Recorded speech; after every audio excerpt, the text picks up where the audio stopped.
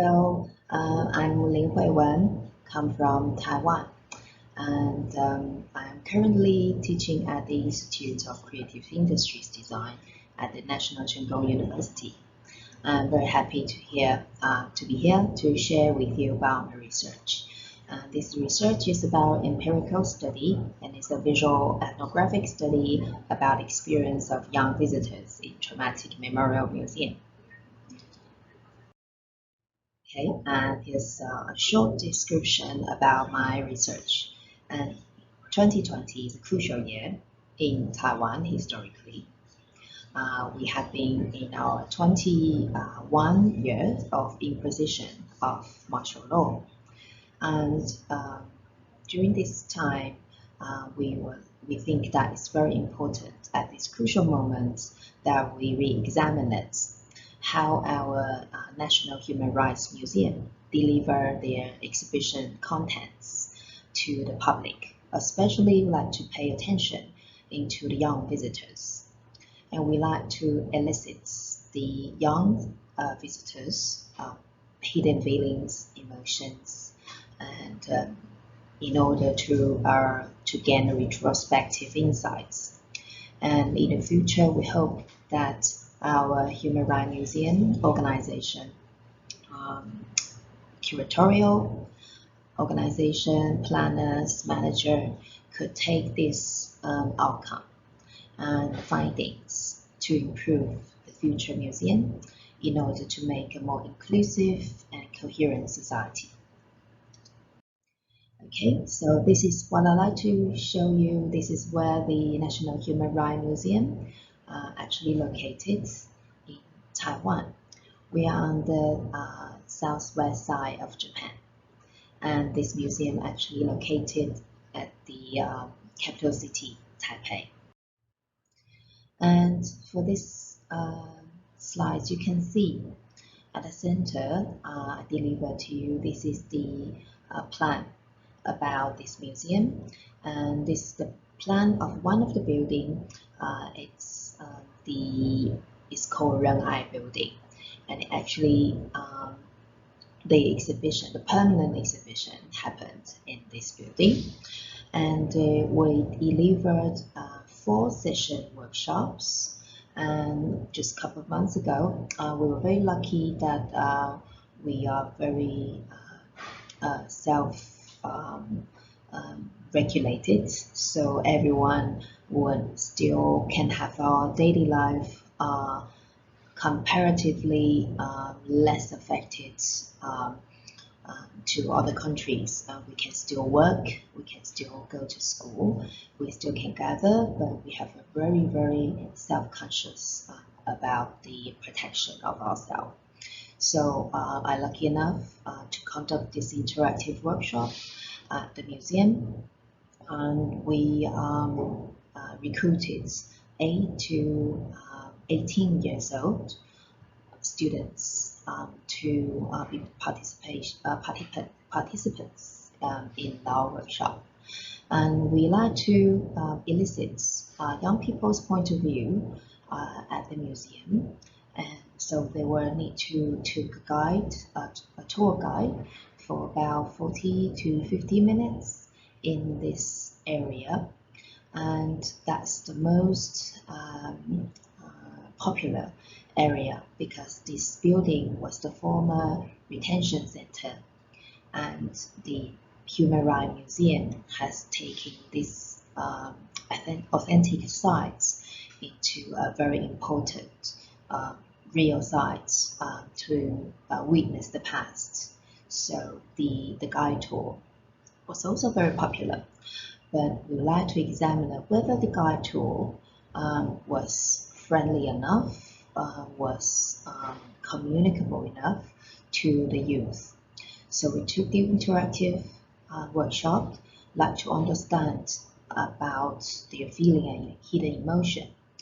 And the first step, we asked them to follow the tour guides, and after that, for about 50 minutes, they can go through this area again and took any photographs that actually they think is most memorable, most impressive space, exhibition, or areas without any limitation of sequence and order and everything.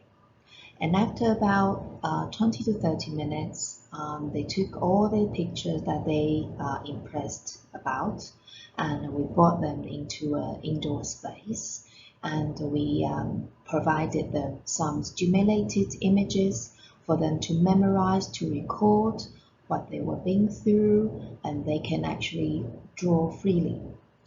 And they can express whatever they want to put down the paper through different way, using text, doodling, or they can use collage. And after that, we will have our research team sit down face to face, one to one, and to conduct an in-depth interview. So during this interview, we would record it and filmed, and to see what they were reacted, and also response to their own drawing and all the images that they took. Okay, so the first, I'd like to share with you that after we collect all this data, textual data, and also the visual data, we use NVivo to do the data analysis. And besides, for the privacy for these participants, we make their name, regional name, unrevealed. So we want to enhance their experience during the guides and also the workshop. We provided them numerous picture books that related to the human rights stories around the world. For example, the Schindler's List. So someone would be took the lucky draw to be a Schindler, and also Anne Frank's diary. So so one of the children might be Anne, for example. So this is the pictures that actually took during the guided tour. So we observed what each children reacted or responded to the guides during these periods. They were brought to all the places that the former political prisoner were kept and worked and lived. For example, like this one is the labor laundry areas, and also the ironing section, and of course the detention cells, and the cells that the prisoner used to stay, and also the dormitory for the officer, and the guard room, the lawyer access room, and the interview room, and recording room. Of course, it's secretly recorded with all the communication. And the convenience store and restaurant at the detention center. And also the center has pharmacy and infirmary as well. And this is the sampling structure. We recruited 21 young visitors from 8 to 18 years old, and 8 male and 13 females. Covers elementary school, junior high school, and the high school students. And our this is the flow charts that actually shows the experience conceptual map. And actually this flow chart has been reworked by reworked on Paris conceptual flowchart for the experience in 2012 into our own version. And this research provides ethnographical point of views, and we ask a couple of questions that we realize that it's worth discussion for this visual drawings and also the interview by the children.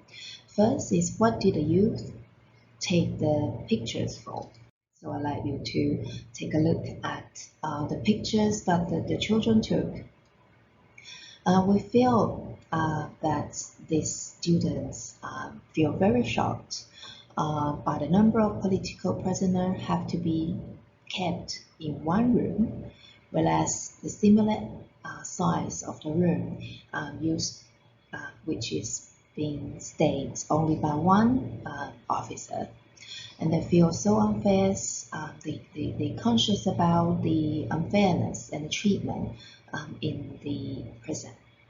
And they're afraid of being monitored at all times.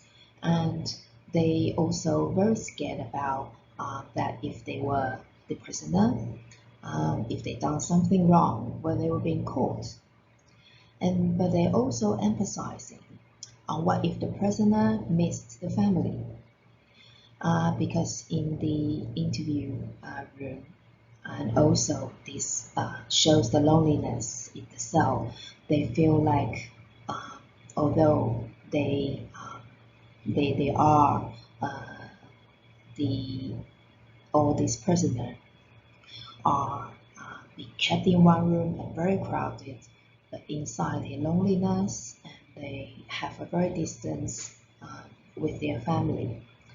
And also a very popular elements that we found is the light. They capture the light penetrate through the windows, actually shows the hope and the right for speak to move freely.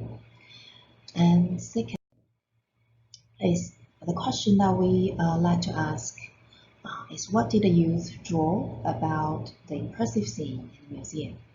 We found out that there are three different perspectives the drawing actually show. And for example, the first type is based on the victim's perspective. And for example, like the Natalie's drawing, she put herself into the scene to think as if she was in one of the political prisoners. She only got to see her family only for take like 10 minutes meet up and talk. She realized that this is so difficult that she can only allow to see a family for a long time in a while, but they only can speak for 10 minutes. And for example, like in Mola, she mentioned that the victim's perspective is that she mentioned that they were so overwhelmed, they were so scared, and they are handcuffed by a guard. And so this is the scene that she realized that she thought that this is like a cross machine that all these prisoners being kept without or any explanation or inside for the crimes. And also the shackles delivered drawn by Ellie from junior high and Xiaoai from the elementary school. And they feel like this object is so powerful and strong that actually strong enough for them to feel very scared and very memorable. And the second perspective is based on the bystander's perspective. And we realized that most of the elementary school students took this bystander's point of view and describing all the scene actually delivered by the guides. And because they compared to the junior high or senior high student, they have relatively weak reflexive points and thinking. So they merely describe what they saw and what they heard, and that all the scenes that they remember, like a recall for every area. And also, Anne and Anna, they also took the bystander's point of view, looking at the prison being kept like a very typical corridor with the officer and also the victim, that they've been kept alone. And the blood stain, the tears, that realized that she felt that this is like describing the fear, describing heading for a future more democratic future.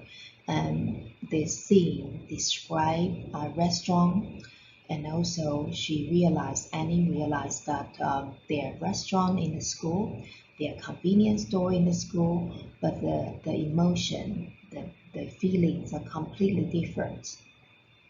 And also, this is a very interesting drawing done by one of the elementary school student, Prince Peter. And this is the fruits that actually the family member used to hide their messages inside the fruits for their loved one being kept in the center. And the third is particularly will feel very different. That Imola also mentioned that she drew this painting particularly want to focusing on these guards. He handcuffed all the victims, draw this victim into role into the detention center. And he also focusing on probably this is one of the guard, but also he was also a victim in some way.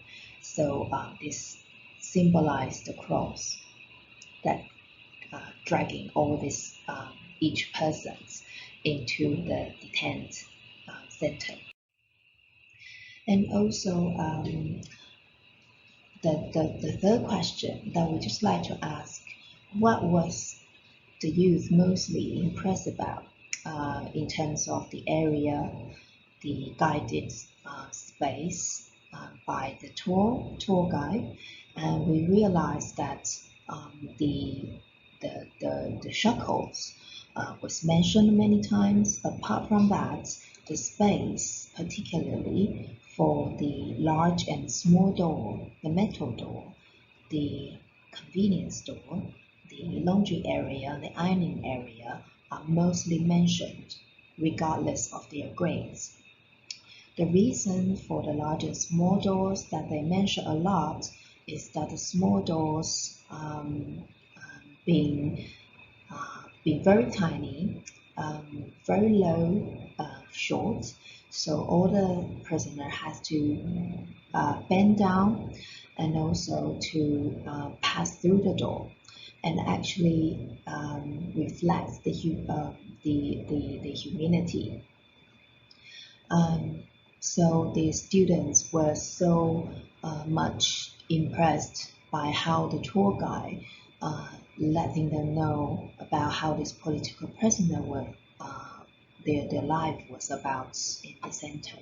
So they easily connect their daily routine space, like convenience store they happen to see everywhere in their life, and also the laundry area at home. They directly link with the area and really shows the emphasizing emotion to the prisoners.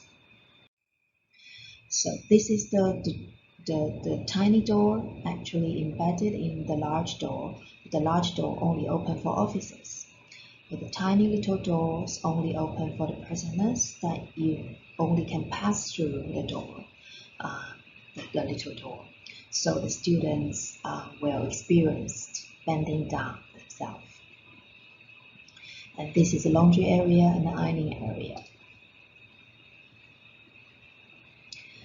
And next, the last, we ask, how have we learned? What have we learned from the visuals and the interview contents?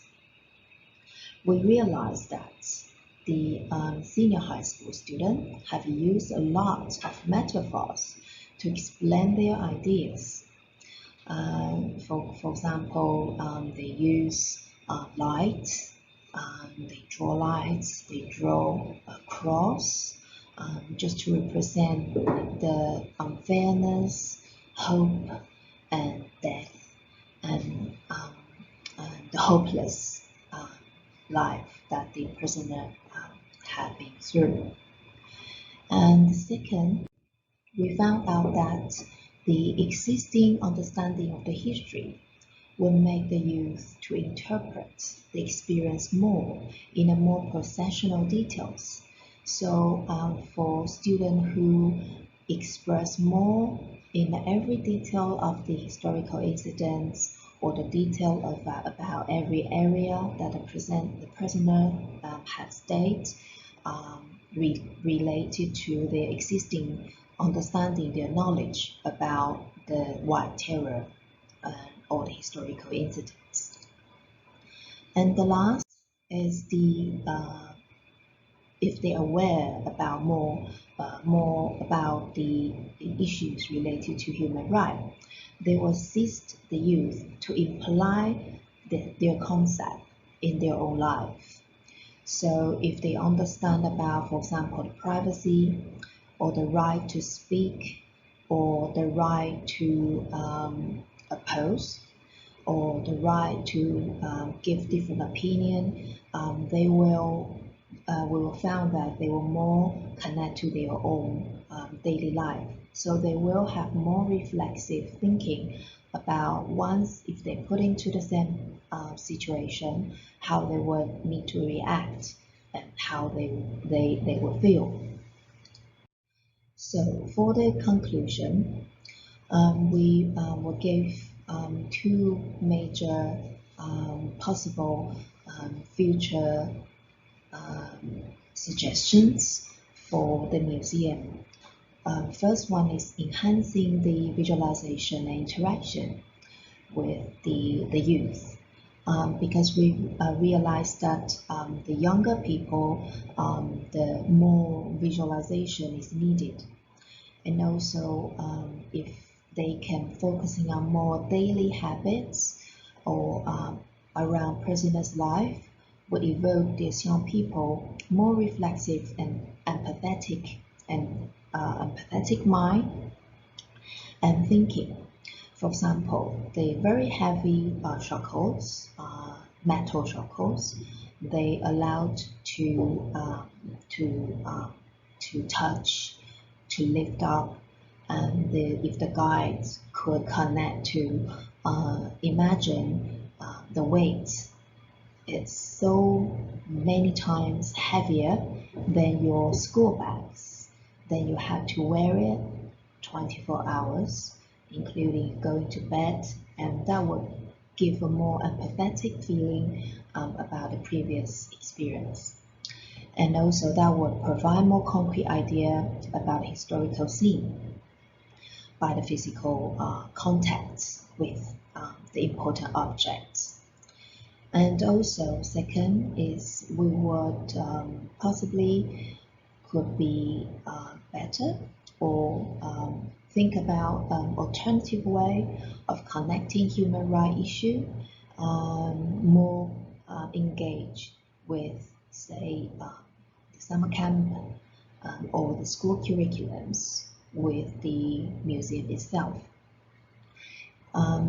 It is suggested that for the museum planner, could develop different issues related to human rights with their own course. For example, this high school, they had to attend the citizenship class or even the art class or the music class.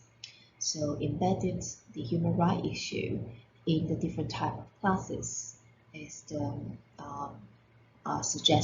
suggestible way. And also to develop relevant themes for youth. For example, about privacy in daily life. Privacy can be also a development of guiding this youth to understand about different rights in their daily life. And also the extensive interaction could emphasize the objects associated with the historical scene to evoke further insights for proactive learning on human rights. So that was all about the finding and the research about this title. And I would hope you could give me some suggestions or any comments that please email me freely. And hopefully we will see each other soon in the near future. Okay, bye.